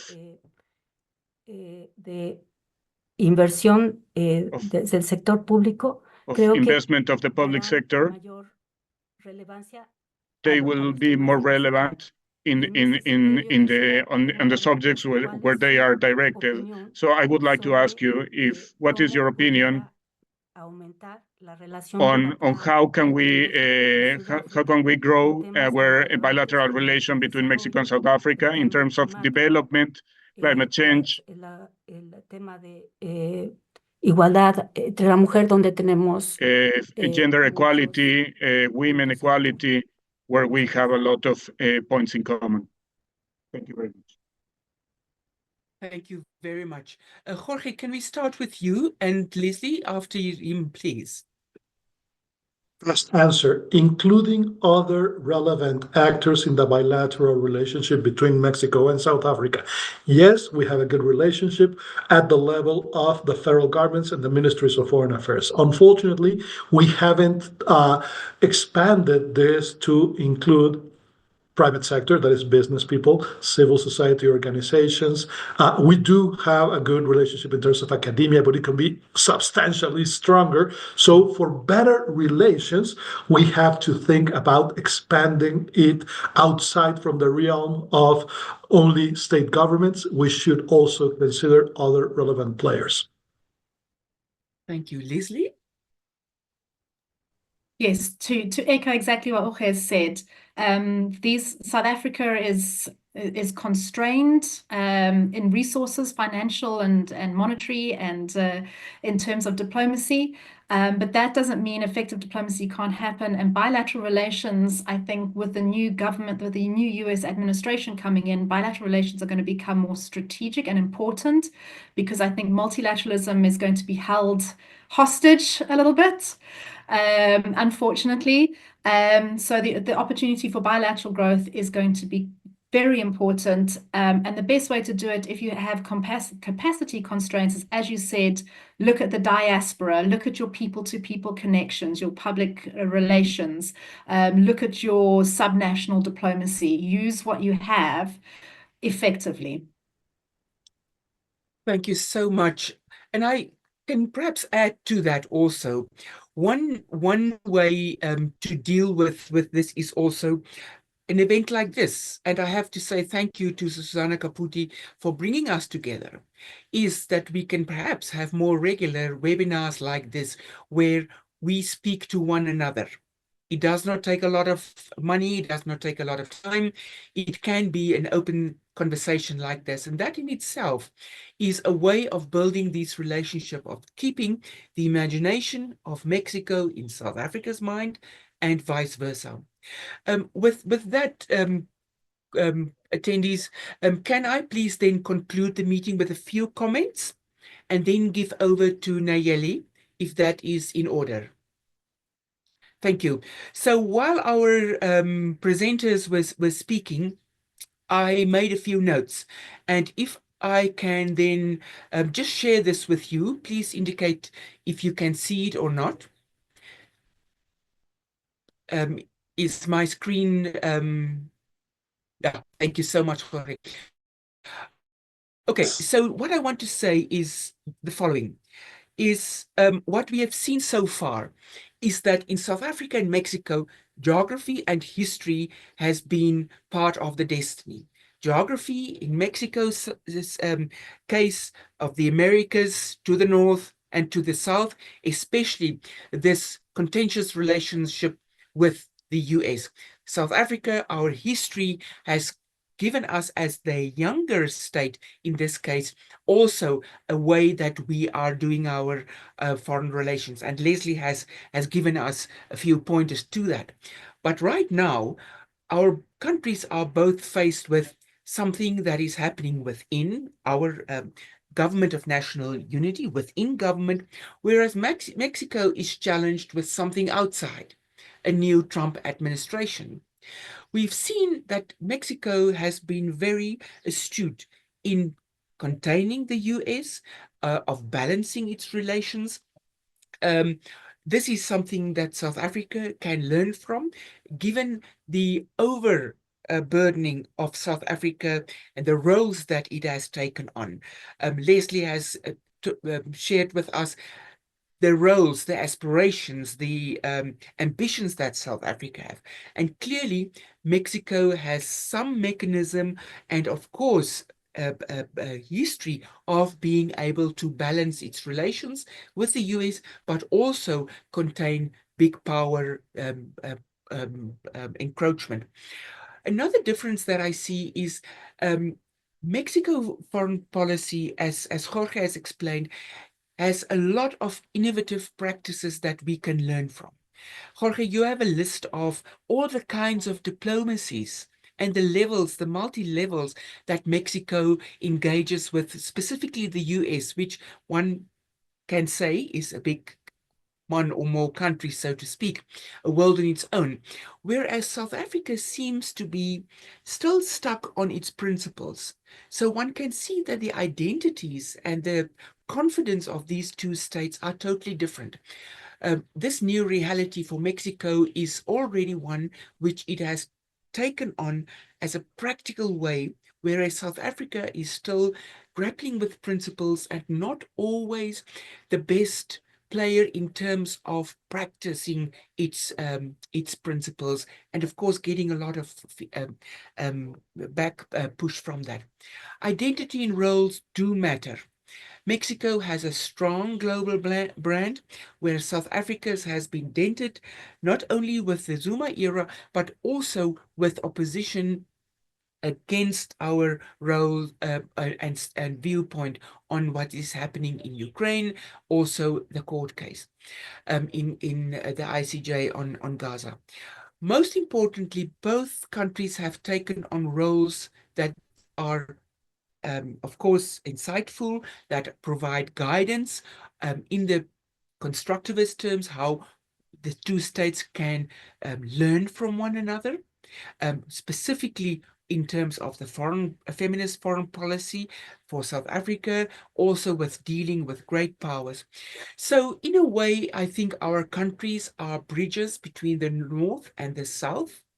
We can then act as these balancing powers, where we speak to the North from the South, and that we can be that bridge builder. But we are mindful of continental politics. North America, Jorge has outlined the challenges up north.